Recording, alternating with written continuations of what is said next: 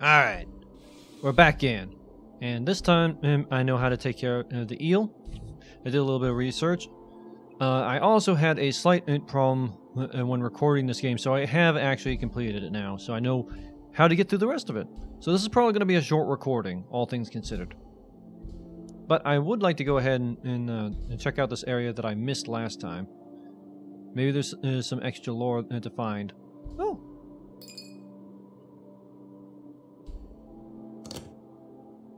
Anything to say, Catalina? Okay. Peak has reported sightings of an abnormally large female manta ray gliding over the reefs and mountains. I think her age is starting to show if she's seeing things that aren't there. Same with that Kepler, who claims to see tiny creatures floating around the forest as well. What makes it more unbelievable is that they aren't picked up by Carcino's Sodar or detected by any of our technology. There are creatures that can camouflage and practically be invisible, but no such thing as invisibility bypassing any form of detection. I mean, I'm pretty sure if I look out there, I can probably see the manta ray. Yep, there's the manta ray. Crazy lady isn't even incapable of using her eyes. But no, that's just a slightly supernatural element to all this shenaniganry. Let's see. Did I already get this one? While exploring the cavern, it has been difficult to research habitats, since there aren't many creatures that can be found. It wasn't until Catalina poked her head into a gap in the wall. Yeah, we already read this one. Alright, and that's the direction I believe that's the direction I took that wanted taking me to the eel. Yep. Another zooplankton. And I don't think there's anything else to be found around here. Nothing that is immediately obvious, however.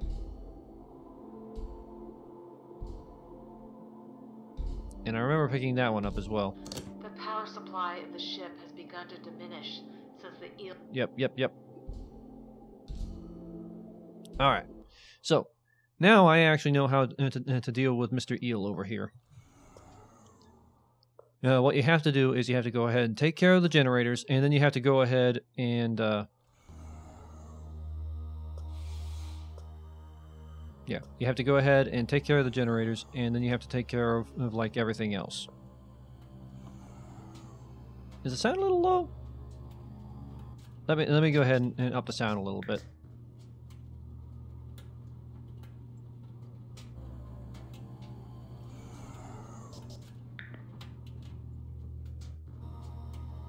There we go. That's better. Yeah, I had to go ahead and let me go ahead and up it one more time. I had to go ahead and raise like the master sound and lower everything else because the voice acting doesn't go as high as everything else. Yeah, that'll do. So when it's reading things off, it's difficult for me to keep track of what's actually going on. All right. So yeah, how you fight this is you go ahead, you hide from Mr. Eel, Mr. Mario Eel. You don't let him scream at you. I know that's supposed to be in like the diver screaming, but it honestly looks like the eel is just coming up to you and screaming in your face. So I don't know what to make of that. All right.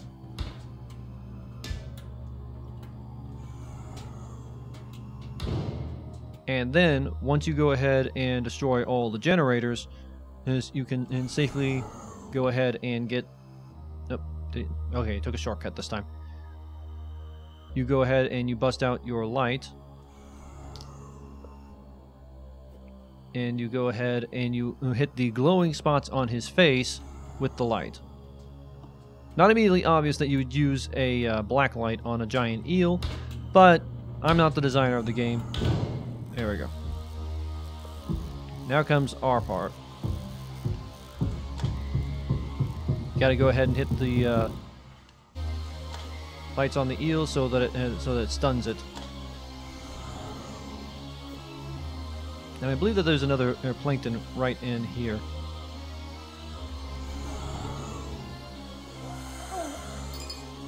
Yep.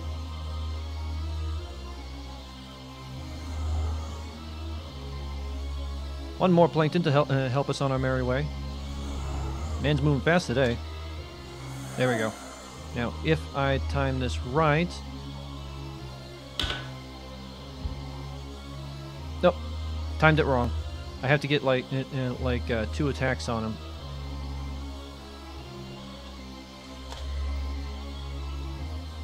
I have to attack the generator on the back, otherwise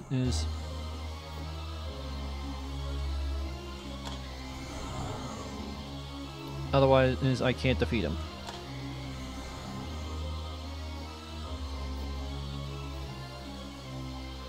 If you were better at this game than I am, then you might not have too much trouble with it.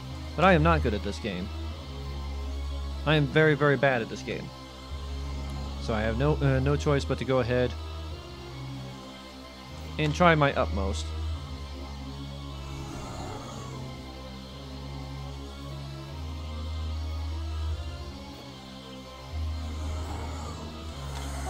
Oh, did I get him? Nope, didn't get him.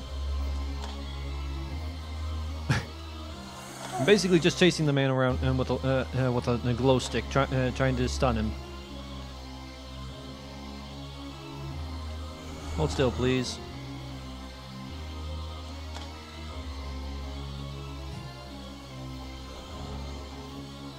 Hold still, Mr. Eel. There we go. Did I get him? Oh, yep. I think that's it. Cutscene time. Surviving the crash and escaping the jaws of the kelp forest. Our lone diver seeks refuge in the lab. To his surprise, the scientists had long been claimed by the dark waters surrounding them. Their once safe haven, now a tomb of their own creation. The flooded lab seemed eerily still, deserted, and overgrown with barnacles from the kelp forest. These clues all pointed towards only one possibility: the lab's Prometheus, a monstrous electric eel whose natural beauty had been horrifically disfigured. The torture and exploitation inflicted by the scientists had poisoned this once graceful creature, leaving it mangled and grotesque. Too far gone from what it once was, the diver is forced to slay it in order to survive. His task now completed and the beast slain, he instead finds a sliver of hope, signs of a survivor from the crash. Now, hoping to find his lost crewmate and return to the surface safely, our hero descends even deeper into a nearby cave system. Little does our diver realize that he's already fallen prey to an even more dangerous game. The sniper shrimp. The sniper shrimp is on our case. Alright, so now we have to descend deeper into the caverns. Easy enough. Easy enough if in the game will allow me to. You'd be surprised how difficult it can be to get out of the water in this game. I think I have to get over that way. Fortunately, these little plankton buddies are helping me to regenerate my stamina a little bit faster. Yep. Yeah, first time I played this, I had to wander across 2 shores going the approximate speed of a snail. There we go. No. Did we already get this one? Yep.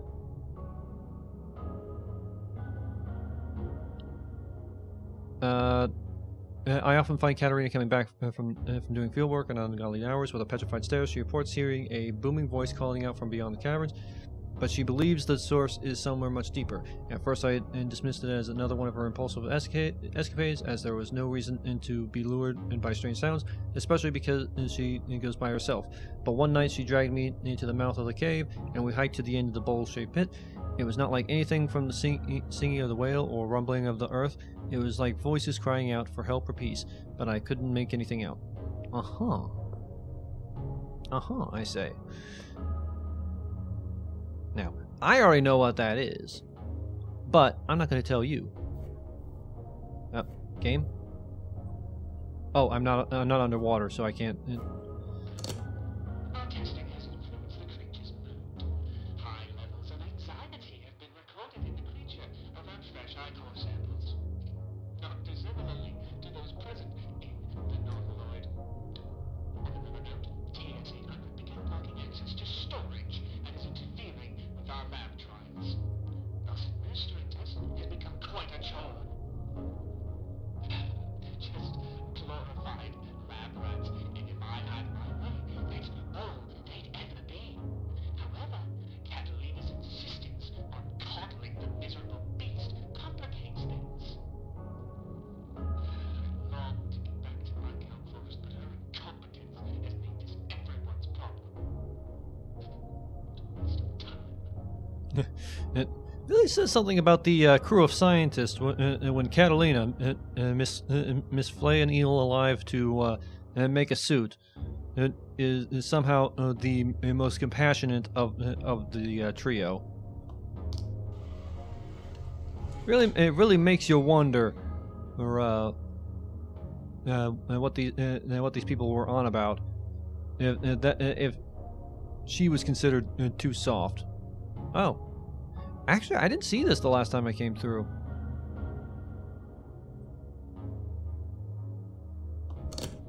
I haven't seen or heard anything yet, but my mind is starting to play tricks on me, and I keep imagining things moving in shadows. I'm not sure if it's just my imagination or if there's something really down here with me, watching me. There were notes in the lab about larger-than-life creatures that have been observed in areas nearby, but I like to think that maybe the scientists too had gone a bit mad. I see just a pair of blue eyes peering from the dark. My instinct is to fear it, but a part of me is trying to find what it could be. Maybe the scientists did create monsters, but I pray that I never come face to face with them. Still, the pressure is constantly weighing down me as I move deeper down, yearning for any signs of life. And I'm starting to fear that I may just find what I'm looking for. All right. So, why do these little bits of coral look like skulls?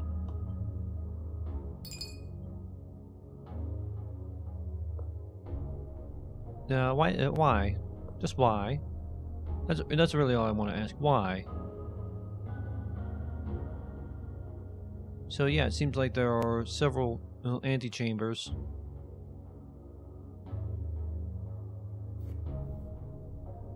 That may hide various accoutrements.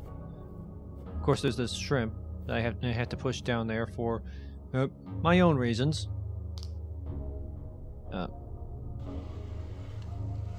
There you go. Due to recent circumstances. Due to recent circumstances, I've Thanks, Miss diverted B. resources from the kelp forest to the cave system below the lab because of increased sightings of the bioluminescent creatures the late Dr. Kepler studied. The perplexing part is that the tunnel network dead ends about halfway down.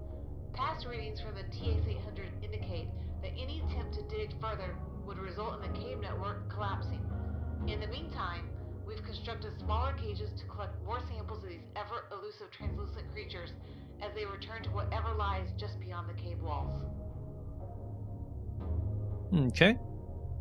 So the little cave creatures just come from down here. Oh, can't forget my shrimp. Mustn't forget the shrimp.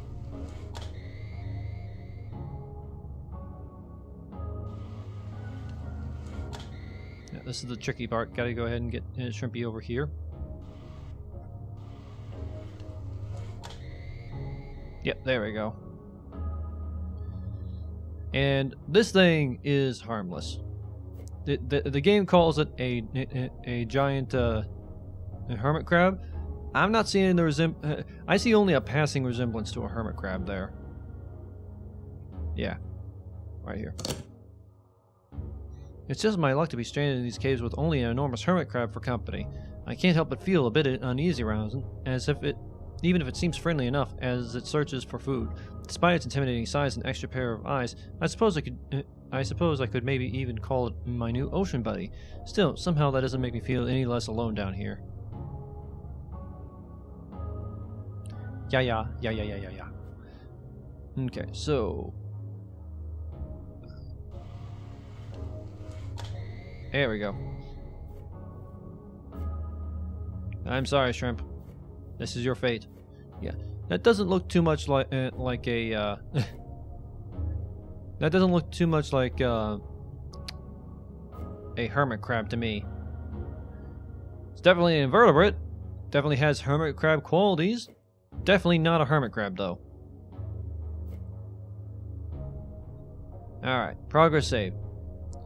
Now, when I first played this section, I had no idea what the game was really expecting of me. You reach the cage before it closes. What cage? Turns out that the cage is on the opposite side, and we have to go ahead and dodge Sniper Shrimp as he tries to he tries to ventilate our noggin.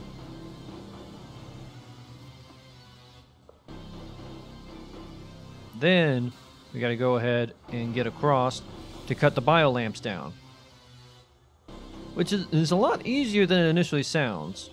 It sounds like it would be a complicated affair, but no, you just go ahead and down you go.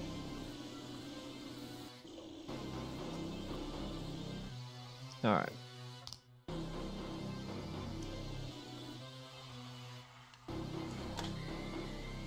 And then you have to go ahead and shine a light on each one, which will buy you more time, and so you can go ahead and continue cutting down other cages. So this fight actually goes really quickly. I don't know why the sniper insists on freeing these things, but he does, and I will not question it. He's making my life easier for me by being so cooperative.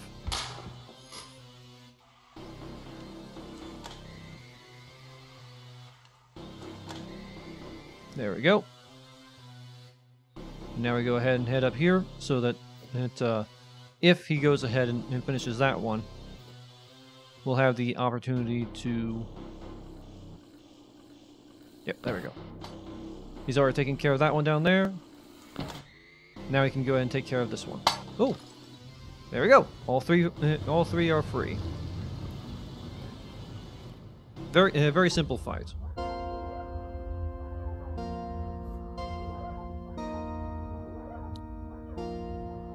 My little buddies revive me. We are one with the sea life. Thank you, polygonal sea life. You have been gifted the power of invisibility. Wunderbar. Alright. So, now, the hope is that...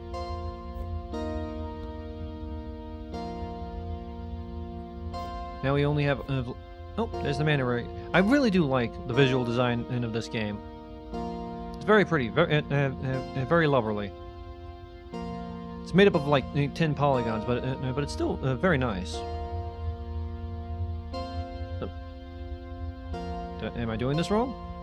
Game? Game. There we go. Alright. Lights on. And away we go. Now this one's difficult if you...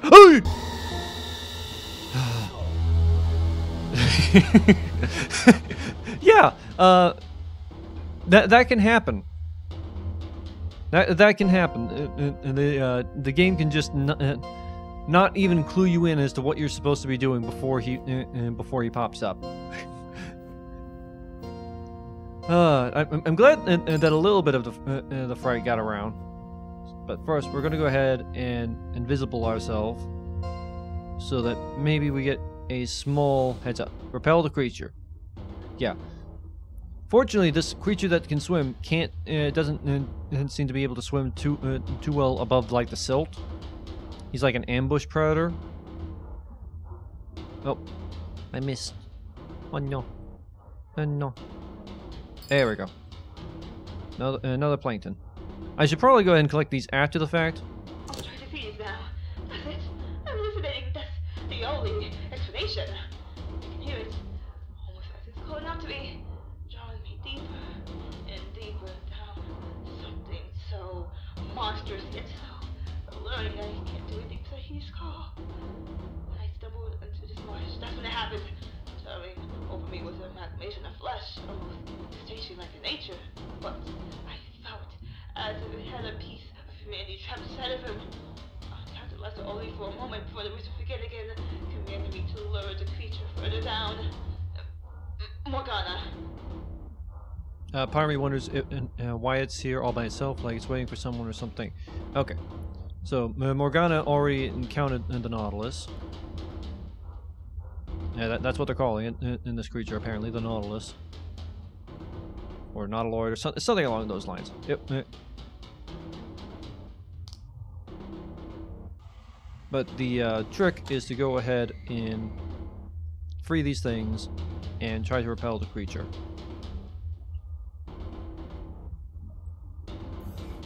And you gotta use the invisibility, otherwise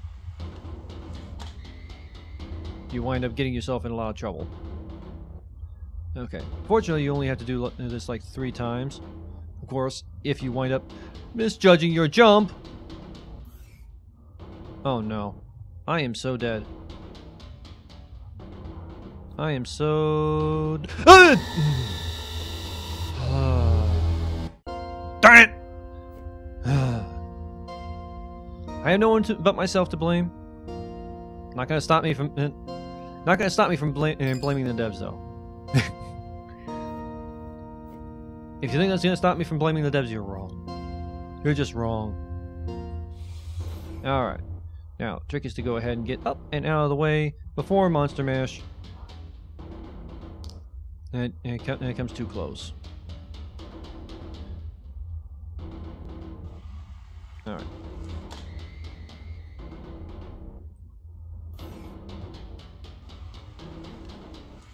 There we go. Let's see if we can get up and out of the way. Oh, okay. Oh goodness! I'm doing it to myself. It's really my own fault. This is a simple matter, and I made it infinitely more complicated. All right, let's go ahead and pick this up. We don't need to. I just wanted to pick it up. All right, and now there we go. That should do the trick. Now, if you think this actually repels the monster, you'd be mistaken. What it does is it unblocks the way right down there.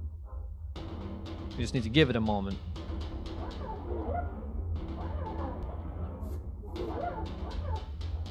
See, now you gotta find your way through the marsh. Which is arguably more difficult, because if you mess up, the monster will get you. And Sniper Shrimp is on the lookout.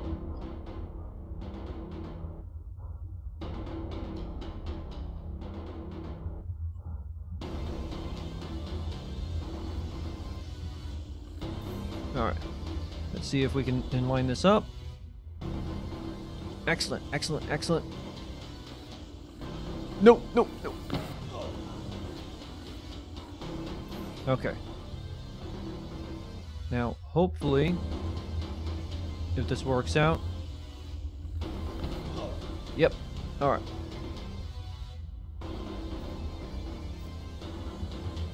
Now we just need to get to the end, and we're all good. We're home free. Excellent. After seemingly breaking into the facility and executing its comrade, one of the lab's most vengeful life forms judged the diver to be a threat. Enraged, the observer pursued the diver into a dead end, collapsing the cave walls. The diver, expecting oblivion, is instead awoken by wondrous creatures. Though they had no obvious effect at first glance, the diver could feel a change stirring from deep within. Venturing forth into an unknown hellscape, he is met with the entity that was trapped in the lab. The hulking creature seemed sluggish then, but now sensed the familiar corruption within the diver. But he wasn't alone. The pursuer reappeared, and the change the diver had undergone only festered aggression from the duo. Yep. Now you get a nice little animatic. And I appreciate it. I personally appreciate it. A lot of effort going on here. It's cool. Yep.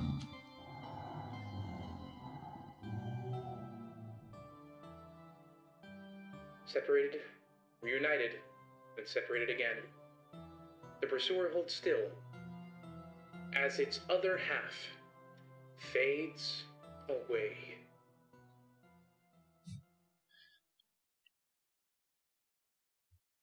Shrimp lost his friend. And now we've got a vengeful shrimp on our case. Well, that's what I initially thought. It turns out the shrimp won't be making another appearance. Thought for sure something more was going to be going on, but no. Now... Oh, look, there's Morgana. It turns out Morgana has been turned into a lure for this large Leviathan. Find your submarine.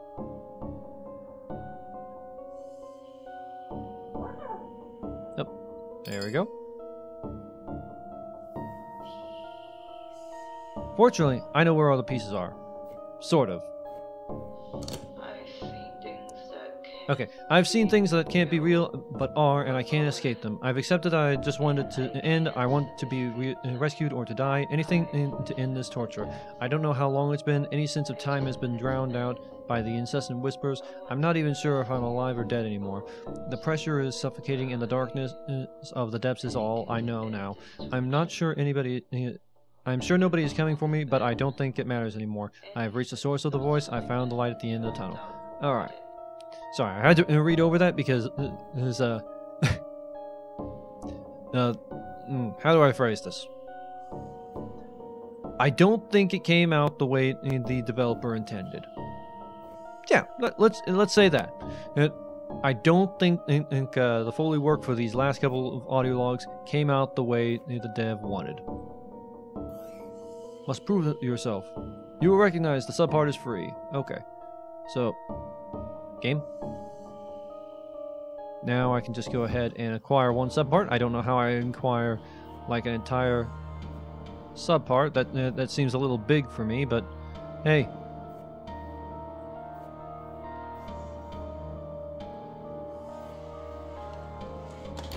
Alright. Descending into the depths of the vast ship graveyard, a ghostly light illuminates the surroundings. Swimming deeper, the glow intensifies, reminiscent of the familiar blue of the bioluminescent cove creatures. However, this light does not belong to just any harmless animal. Instead, it emanates from the angler, a beast that emits a violet glow as a warning of its dangerous enraged state. This glow serves as a forewarning of impending violence, as the angler's rage knows no bounds. Yeah, about that. Oh, didn't see the little accoutrement there before. The angler cannot be hidden from. You may think that you can hide from the angler, but you cannot. You can only turn invisible. Yes, I know that does technically count as hiding, but bear with me. What I mean is that these metal containers, they do nothing to stop you from being attacked by the angler. I tried it, it doesn't work.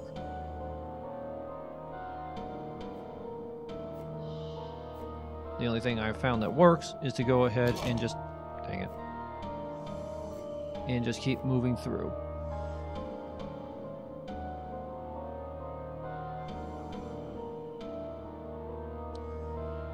Go away. Go away, ugly. No one likes you.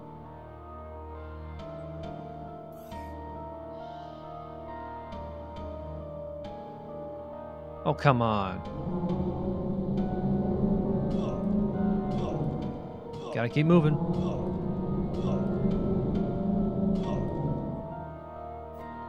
Don't have much in the way of choices. Have to get it out of the way and regenerate.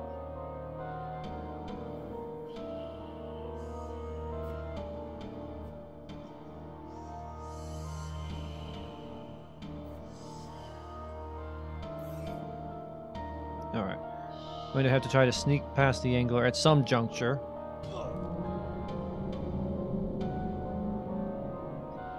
Oh, I think I accidentally got to where I needed to go.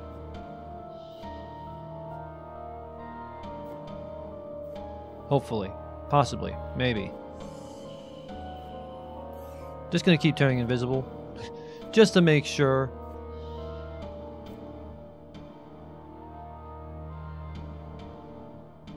Yeah, I think what I need is somewhere over here.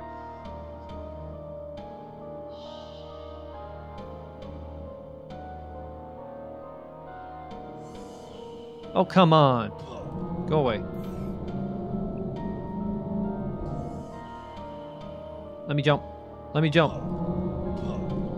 I just need to keep moving. Let me jump.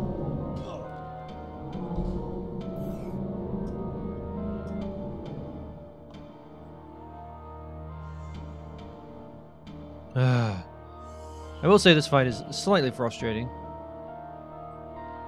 Simply because I have very limited recourse to dealing with the angler. If you go away, I'd personally appreciate it. Just try hopping past. Oh, come on. Okay, see, that is where I need to go. But the way is blocked by a fish face over there. Oh. It's another one. Alright. That's taken care of. Now, if I can just get the fish to stop camping in the one part I need, I'll be in good shape. I'll be in ship shape, in fact.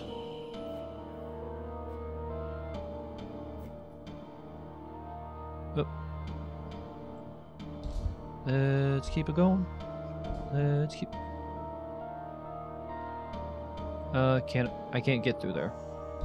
Of course I can't get through there. Why would I be able to get through there?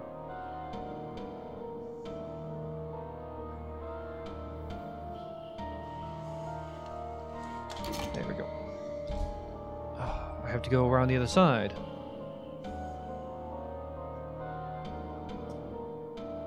Where does this tunnel let out at?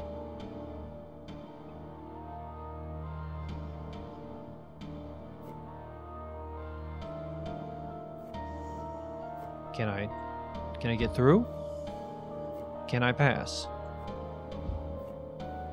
Am I good? Okay. Right here. Last time I did this, I had to, I kind of had to cheat a little bit in order to get through. I kind of dead end. I kind of had to like oh, is this a way? Will that do? Yeah, I kind of had to do this.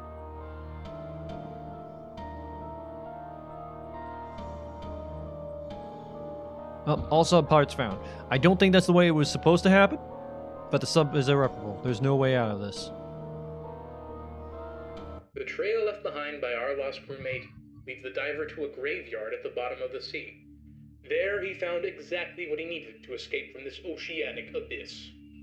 But that too had undergone a dramatic change. His crewmate transformed into a living lure, the ship, torn to pieces. There was no hope. The lure diver thrusts her weapon into our hero. The colossal angler reels them in for a final feast. But suddenly, the darkness is overturned by light. Hundreds of tiny creatures surround the beast in an overwhelming act of intimidation. The angler, stunned, lets loose the two divers in a moment of weakness. The monarch's reign of influence appeared before the angler, condemning its torment of man. Her bright legion's mass assault agitates the monster, forcing it to flee. The light fades as all the creatures swim away. The once crewmate already had her last breath taken. The diver lays still in his final moments, as blood coats his helmet. Time passed, and the diver had long been claimed by the surrounding life. His journey brought him to the darkest of depths. Left with no time to reminisce or regret, he was gone. A long time later, he started to receive visitors. The wondrous creatures that had always whirled behind him returned to the scene. They channeled their glow, and the growth that enveloped his decaying body began to overtake it at an alarming rate.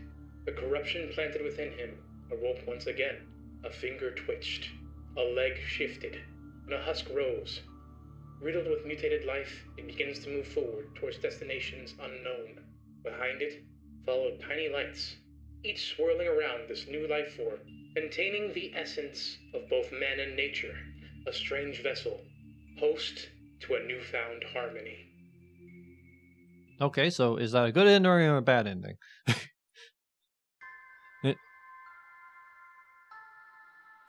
Aphotic Descent. A decent game, all things considered. Game design was very jank, but I liked it. Oh, producer Maxwell Tavin. Creative director Gracie Sanabria. Programmers, lead programmers and system administrators Sean Gunter. Accessibility AI programmer optimization Zero Franquez. AI programmer Aaron and Ross. Environmental programmer Juan and Valdemir. Lead artist, concept artist, 2D cinema, Sarah Ruzzi. Character artist, Jalis Dukes. Hartley Grimm. Raul Rodriguez. Samuel Vera. Ryan Boyer. Logan Rich. Charles Rush. Mudith Lewis. Rigging and animations, character rigor, gameplay animation, and 3D cinematics. Hartley Grimm, 3D cinematics, Jazly Dukes. Designers of what? Lead designer, Jared Tovaz. Level artist, Gracie Sanabria. UI designer, Maxwell Tabarin. Puzzle designer, Alejandro Franquez. Level designer, Ian Beavers, Dayton Huxon. Curtis Maxwell. Narrative lead, Daniel Hudson. And creature designer Gracie Sanbria, Charles Rush, Jared Tovaz as the voice for voice direction. Jared Tovaz, we have to talk. Music and sound FX. Foley artist Jared Tovaz. As music Daniel Hudson and Hartley Grimm. Foley artist Dallas Twyford. Music and Ezra Grenadier. Did I enunciate that correct? Voice actors as Jared Tovaz, Daniel Hudson, and Gracie Sanabria. Special voice thanks Caitlin Hart, Ian Leal, Olivia Hudson, Dennis Tovaz, and Gabriel Lewis. You'll have to forgive me. I don't know the enunciation of all of these. Thank you for playing. No, but game was pretty good, especially for a free title. A lot of the game was very jank, and I'd say that it was very pulpy, and it edged on. It was like on the edge of comical at some times, but it did startle me on more than one occasion, and I was interested enough to see it through. Not a lot of games say that, get me to say that, even free ones. So yeah, that was Aphotic Descent. I'd definitely be interested in seeing more games in this genre. Whatever genre you'd care to define this as. Survival horror? I don't know. Anyway, I'm going to go ahead and leave it here. Hopefully my records say correctly this time. See ya! Bye!